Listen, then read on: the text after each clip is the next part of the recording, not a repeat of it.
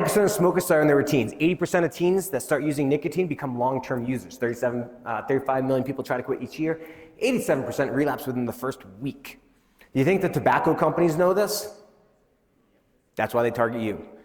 You know how they said like young adult smokers are the only source of replacement smokers? This is why, because you have a developing brain. What that means when you're born, when you first pop out of your mom's belly, when you're like, "Wah!" Your brain starts growing all these little wires, tons. You don't need them all though. You go through what's called a pruning process, trying to figure which ones to keep, which ones to cut away. You're learning this behavior. When you take nicotine, you add that in there, it stimulates all these different areas. It gives a whole bunch of dopamine. You heard that chemical before, right? Dopamine, reward chemical. The whole purpose of dopamine, it says whatever you just did, keep on doing it because the reward is coming.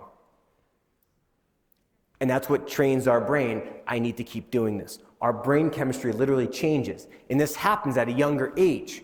That's why if it's at 25, it's much less likely that you're actually going to get hooked. They need you when you're young. The younger you are, the greater that risk.